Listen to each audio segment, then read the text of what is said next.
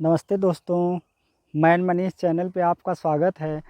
आप चैनल पे जो थंबनेल है उसको देख के ही इस वीडियो को आपने प्रीव्यू किया हुआ है, प्ले किया हुआ है और आपने देखा हुआ है कि इंटर के बाद सरकारी नौकरी वो भी बहुत कम पढ़ाई करने पे ही पाएँ, ऐसा आपने थंबनेल में देखा हुआ है। और देखने के बाद ही आपके मन में ये जागृत पैदा हुई कि अभी चल के देखते हैं ऐसा कौन सा भैया हैं जो हमको बताते हैं मंत्र जिसके माध्यम से हम जल्दी सरकारी नौकरी पा जाएंगे। तो दोस्तों, सबसे पहले आप ये समझ लीजिए कि 10th प्लस 2 के बाद आप जॉब पाएंगे कौन सी, तो सरल कौन सी होगी और कंपटीशन कम कैसे होगा इस सरकारी जॉब में जो इंटर बाद आप पाने वाले हैं। क्योंकि 10th प्लस 2 की तो भैया आज बहुत सारे बच्चे तैयारी कर रहे हैं। 10th प्लस 2 मतलब कि अगर कहा जाए तो जितने सारे आज कंपटीशन बैठ रहे हैं वो ग्रेजुएशन स्तर के छात्र, वो सब भी 10th प्लस 2 लेवल के हैं, पर वो भी तो अप्लाई करेंगे इस भर्ती में। तो कौन सी ऐसी भर्तियां आती हैं ज़्यादातर जिसमें ये सारे बच्चे नहीं अप्लाई करते हैं और अप्लाई करते भी हैं तो फाइनली सिलेक्शन तक नहीं पहुंच पाते हैं। आज हम लोग उस पर डिस्कस करने वाले, उस पर चर्चा करने वाले हैं। तो मैं आपको दोस्तों बता दूं कि अभी हमारे जो इंडिया में एक केंद्र स्तर पे, एक राज्य स्तर पे 2 परीक्षाएं आयोजित कराता है केंद्र और राज्य। वो परीक्षा है सिर्फ एक, वो है स्टेनोग्राफ़र की। वो स्टेनोग्राफ़र एक ऐसी वैकेंसी है जो कि मैं देखता हूँ, मैं खुद स्टेनोग्राफ़र का छात्र रहा हूँ, मैं खुद कंपटीशन की तैयारी कर रहा हूँ, मैं खुद एग्ज़ाम दे रहा हूँ। अभी पिछले साल 2021 में मैंने यूपी पुलिस एसआई जो कॉन्फिडेंशियल स्टेनोग्राफ़र की भर्ती आती है, मैं उसमें अप्लाई किया, फॉर्म को मैंने भरा और फॉर्म को भरने के बाद मैंने एग्ज़ाम दिया और मेरा प्री में सिलेक्शन नहीं हुआ, इसलिए मेंस मैं नहीं दे पाया। और ज़्यादातर 5 से 10 हज़ार बच्चों को पास किया गया था जिसको मेंस जिससे करवाया गया था, मेंस जिनका लिया गया था। पर सीट 273 या 280 सीट थी एसआई स्टेनोग्राफ़र की मैं बात कर रहा हूँ दोस्तों, यूपी पुलिस एसआई कॉन्फिडेंशियल में। तो वो 280 सीट नहीं भर पाई और लमसम 200 की लमसम सीट खाली चली गई। और ये सिर्फ दोस्तों ये उत्तर प्रदेश सिर्फ पुलिस कॉन्फिडेंशियल डिपार्टमेंट की बात नहीं है। ज़्यादातर भर्तियों को मैं देखता हूँ, चाहे वो सचिवालय की वैकेंसी उत्तर प्रदेश की स्टेनोग्राफ़र की आती हो, चाहे वो सचिवालय के अलावा जो हमारा यूपी SSSC एक बोर्ड है जो वो करवाता है स्टेनोग्राफ़र की भर्ती, चाहे वो है, उसमें भी ज़्यादातर भर्तियाँ खाली जाती हैं। चाहे हमारे केंद्र की जो grade C grade D SSC stenographer आती है उसमें भी भर्तियाँ, उसमें भी सीट पूरी भर के नहीं जाती है। तो इसका कारण क्या है दोस्तों, ये हम समझते हैं।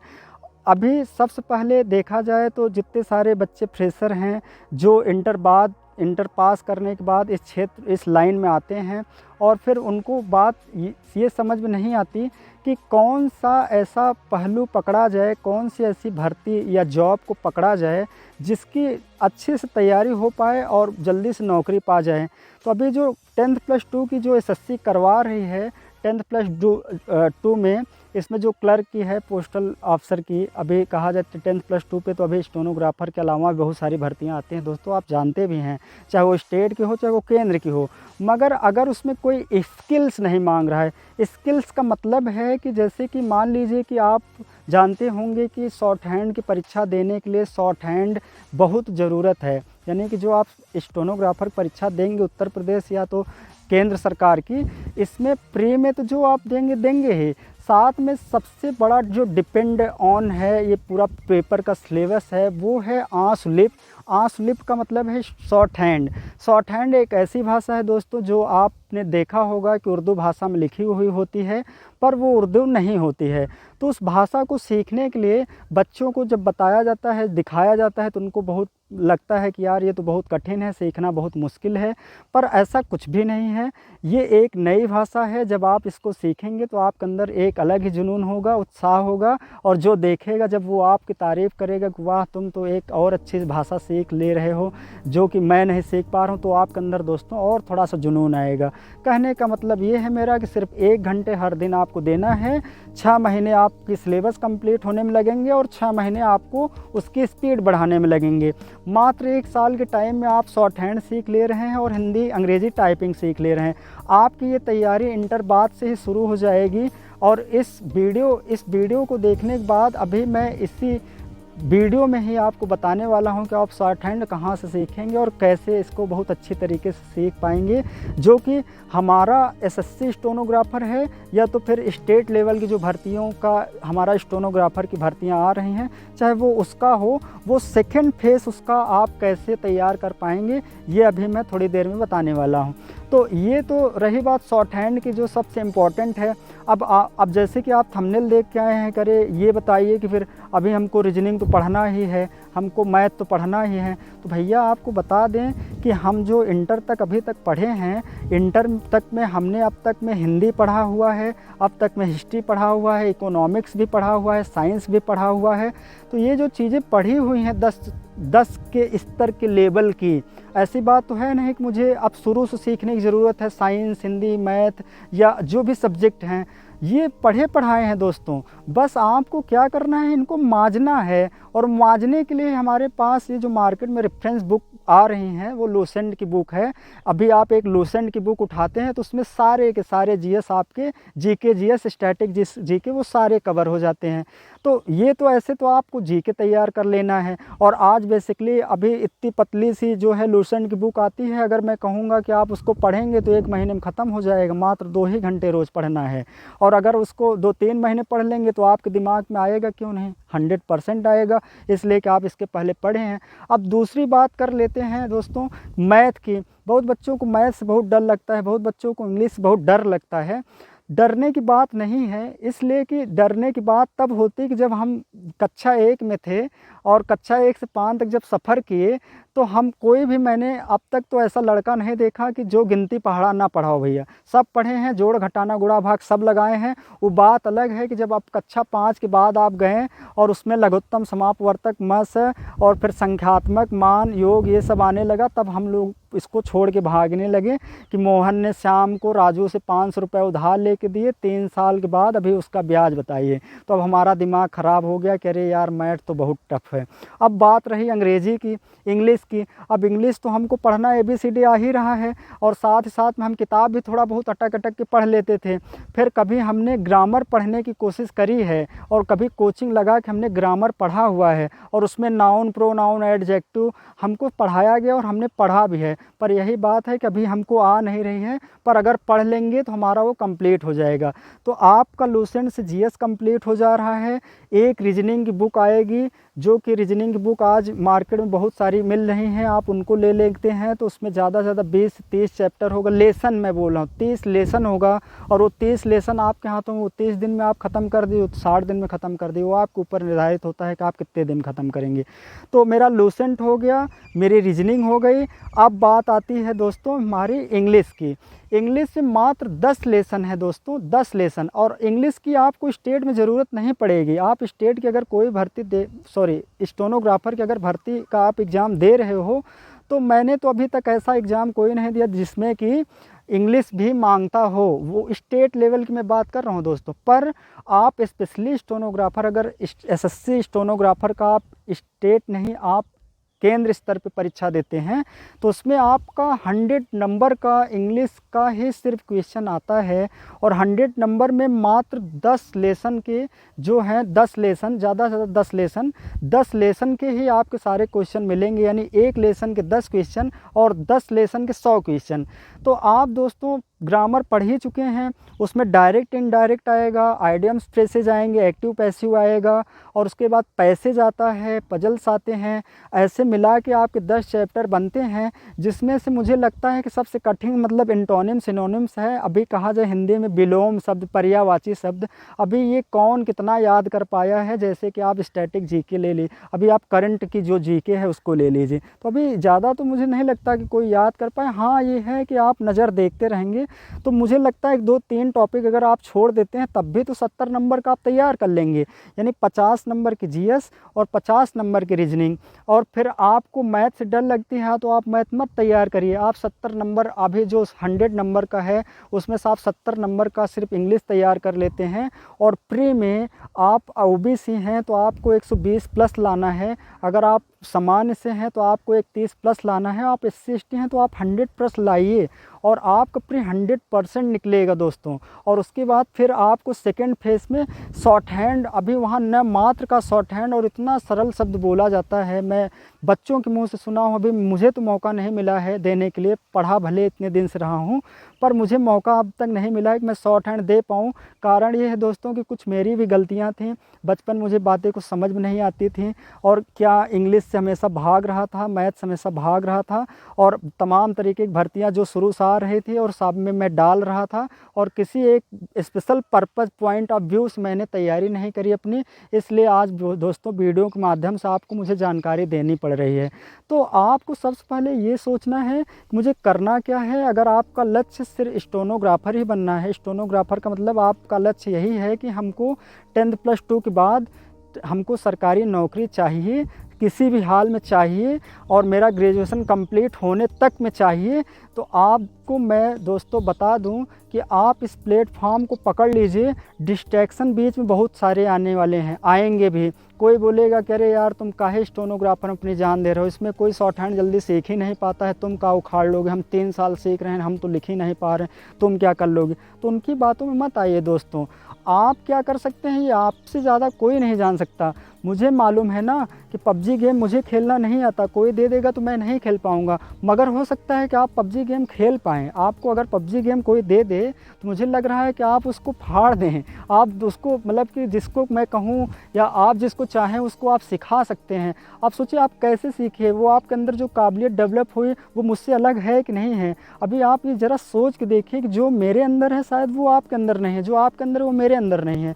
तो सबके अंदर सब चीज़ें नहीं होती हैं। और अगर आपने ये फैसला ले ही लिया है कि मुझे इंटर बाद, और मैं 20-21 साल का नवयुवक हूँ, और मेरी गवर्नमेंट जॉब हो, और अच्छी खासी गाड़ी हो, घर हो, मेरी शादी मैं अपनी पसंद का करूं, मेरे घर में जो मेरी फैमिली है मैं उनकी फाइनेंशियल सपोर्ट कर पाऊँ उनका, तो दोस्तों इसके लिए तो भाई थोड़ी सी मेहनत तो करनी पड़ेगी। थोड़ी सी क्या, थोड़ी सी और मैं मानूँ तो अभी आज जानते हो कितना कंपटीशन है सरकारी नौकरी पाने के लिए, तो अब उसके लिए थोड़ा सा तो आपको मेहनत करना ही पड़ेगा। थोड़ा सा क्या, थोड़ा सा ज़्यादा। जैसे कि आप हाई स्कूल इंटर के लिए करते थे, सुबह भोर में उठते थे, आपको नींद नहीं लगती थी कि कहीं ऐसा ना हो कि मेरा पेपर छूट जाए, तो आपको 3 ही बजे से उठ के आप जाग रहे होते थे कि अरे यार मैं अगर दोबारा सो गया तो कहीं ऐसा ना हो कि 8 बजे मैं पेपर के टाइम पे उठूँ। था टेंशन। अगर वैसे ही टेंशन आप लेते हैं इसमें, तो आप विश्वास मानिए दोस्तों, आपके 1 साल दोनों, 1 साल में दोनों यानी प्री और मेंस दोनों की तैयारी होगी, और आप बहुत आसानी से यानी बहुत आसान तरीके से आप इस भर्ती को क्लियर करेंगे। मेरा मानना है आप पहली बार तो प्री नहीं निकाल पाएंगे, मगर पहली बार में ज़रूर अंदाज़ा आपको लग जाएगा कि क्या पैटर्न है, क्या सिलेबस है। सिलेबस तो आप वैसे भी आप तैयारी कोई भर्ती करिए तो उसका पहले देख लीजिए, मैं ये आग्रह करता हूँ। और मेरी सबसे बड़ी ब्लंडर मिस्टेक है कि आज तक मैंने जब भी जितने भी स्टेट लेवल के हों, चाहे वो केंद्र के स्तर के हों, मैंने अभी तक जो भी एग्ज़ाम दिए उनके जब तक अभी मुझे नॉलेज नहीं था, मैं कभी सिलेबस देखता नहीं। तो मार्केट में जाके कोई अभी जैसे कि मान लीजिए कि मैं बीडीओ की परीक्षा दे रहा हूँ, तो अभी मार्केट में गया, वो बीडीओ की किताब उठा के लाया, और उसमें क्या देख रहा हूँ कि मैं सिलेबस नहीं देख रहा हूँ, ये देख रहा हूँ कि अभी कितना पेज पढ़ना है और क्या क्या उसमें पढ़ना है। तो ये रहा सिलसिला। उसके बाद 3 महीने पढ़ने के बाद गया एग्ज़ाम, गया काम तमाम। उसके बाद पता चला भैया निकला ही नहीं, 100 नंबर में 20 नंबर नहीं ले आ पाए, माइनस मार्किंग की।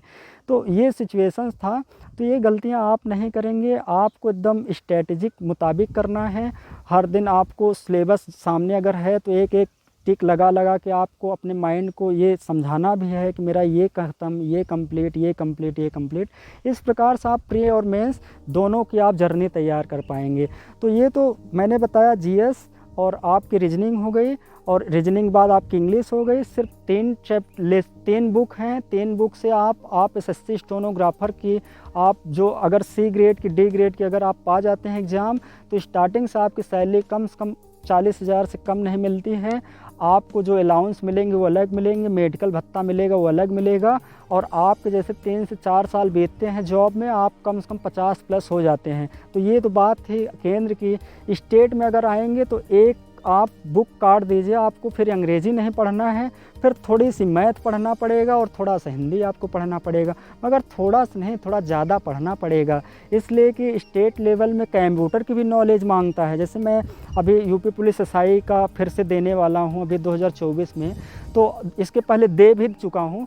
तो उसमें 25 नंबर की हिंदी, 25 नंबर का हमारा कंप्यूटर का सवाल और 25 नंबर का मैथ का सवाल, 25 नंबर का रीजनिंग का सवाल। तो अभी कितना हो गया, 25 दूना 50 चौका 100 और 50 नंबर का जीएस जो कि करंट का भी मिला के था। और फिर मेंटल एबिलिटी क्या होती है, और फिर ऐसे ही मेंटल एबिलिटी के साथ कानून एंड लॉ का भी उसमें। तो ऐसे मिला के टोटल 200 क्वेश्चन हमारे सामने आते हैं जो कि 400 नंबर का होता है। तो अभी मैंने इसके पहले सचिवालय की आई थी भर्ती, तो उसमें भी डाला था, तो उसमें भी मैथ हिंदी कंपलसरी है स्टेट लेवल में। मैथ हिंदी आप मैथ तो 2 ही 4 मिलेंगे, मगर हिंदी कंप्यूटर कंपलसरी है, आपको ज़्यादा से ज़्यादा मिलेगा। और उत्तर प्रदेश का विशेष जानकारी हो, विशेष का मतलब है कि आप जीके जो भी आप इकोनॉमिक्स, साइंस, हिस्ट्री जो भी आप पढ़े हो, उसके अलावा थोड़ा सा आपको स्टेट पे थोड़ा सा ध्यान देना है। उत्तर प्रदेश की जो योजनाएं हैं, क्या मतलब कि जनसंख्या है, क्या उसका भौगोलिक स्थिति है, वो चीज़ें आपको जाननी पड़ेंगी। तो मेरा मानना ये है कि अगर आप लगन से हर दिन, आपको मैं नहीं कहूँगा कि आप 8 घंटे पढ़िए, सिर्फ़ और सिर्फ 4 घंटे पढ़िए, 2 घंटे शॉर्ट हैंड के लिए दीजिए, 2 घंटे अपना जो प्री पेपर है वो जो आप डिसाइड करें स्टेट की देना है या आप केंद्र के देने वाले हैं, आपको चूज़ एक ही करना है दोनों में से। तभी आपको, आप जो देखें थंबनेल में कि अभी बहुत कम पढ़ाई में ही आप जॉब पाएँ, जल्दी पाएँ, तो आपको एक सेलेक्ट करना पड़ेगा और एक ही की आपको भयंकर तरीके से, मतलब कि घंघोर तरीके से आपको उसके पीछे लगना पड़ेगा और पढ़ाई करना पड़ेगा, और फिर उसके बाद देखिए परिणाम आपके सामने क्या होता है। तो दोस्तों, अब आप समझ चुके होंगे कि कैसे मैं जल्दी नौकरी पा सकता हूँ, और इंटर करने के बाद ही और ग्रेजुएशन करने के साथ ही। तो इसके साथ साथ मैं आपको अब 2 पॉइंट और बताना चाहूँगा। क्या बताना चाहूँगा कि जब आप इस वीडियो को देख ही लिए हैं, अगर आपके मन में सवाल आ रहे हैं कि मैं अगर ऑनलाइन में शॉर्ट हैंड तैयार करूँगा, टाइपिंग कैसे मैं ऑनलाइन करूँगा, और फिर आपके बहुत सारे क्वेरी हैं, सवाल हैं, तो मेरा मानना है कि अगर आप कॉपी पेन लेके यूट्यूब से अगर आप पढ़ाई करते हैं, तो मेरा मानना है कि आप ऑफ़लाइन ही समझ लीजिए पढ़ रहे हैं। आपके पास डिस्ट्रैक्शन नहीं है, आपके पास दोस्त यार मित्र नहीं हैं, और आप अपने सुविधा के अनुसार जब आपको फ्री मिल रहा है, आप सुबह पढ़ना चाहते हैं, दोपहर पढ़ना चाहते हैं, शाम को पढ़ना चाहते हैं, तो ये यूट्यूब जो है, ये सबसे बड़ा हमारे लिए कहा जाए तो एक प्रकार से हथियार है और सुविधा भी है। तो मैं इसका यूज़ अपने तरीके से करके मैं पढ़ सकता हूँ। पर इसी सुविधा का हम लोग दुरुपयोग कर रहे हैं। दुरुपयोग का मतलब ये है कि कब पढ़ रहे हैं, कब रील्स देख रहे हैं, कब गेम खेलने लग जा रहे हैं, कुछ टाइम का पता नहीं चलता है, और ले दे के कोई निष्कर्ष नहीं निकल पाता 24 घंटे में। तो बस मैं यही कहूँगा कि यूट्यूब पे ही आज अंकित भाटी जैसे चैनल्स हैं, जिस पे हमारी रीजनिंग, जिस पे पूरी मैथ, जिस पे पूरी जीके, जीएस, करंट अफेयर्स और इंग्लिश, ये सारा तैयार करवाया जा रहा है वीडियो के माध्यम से। हम वीडियो देख के, कॉपी लेके, नोट्स बना के, पढ़ के, दोबारा उसका रिवीजन करके, टेक्स्ट बुक मॉक टेस्ट लगा के अगर मैं तब एग्ज़ाम देता हूँ, तो मैं कहता हूँ कितनी बार भैया, 1 बार, 2 बार, 3 बार ना, मगर चौथी बार तो 100% होना ही है।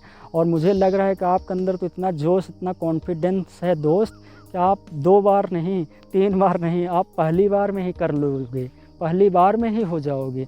तो इसलिए अपने अंदर मोटिवेशन रखिए, और इस वीडियो को देखे हैं तो अभी हमारे चैनल को सब्सक्राइब करें, और इस वीडियो सब्सक्राइब कर लेंगे तो आपके पास नोटिफिकेशन जाता है। हम दूसरा आपके लिए वीडियो जब लाएंगे तो उसमें कुछ और बताएंगे, और बहुत जल्द 1 जुलाई से ही, मैं 2024 1 जुलाई से ही शॉर्ट हैंड की भी क्लास चलाऊंगा, जो कि परमानेंट चलाऊंगा, और सारी क्लास इसी चैनल पे अपलोड करूंगा, और जिसको आप देख के घर से प्रैक्टिस करेंगे, कमेंट के माध्यम से प्रॉब्लम को अपनी पूछेंगे।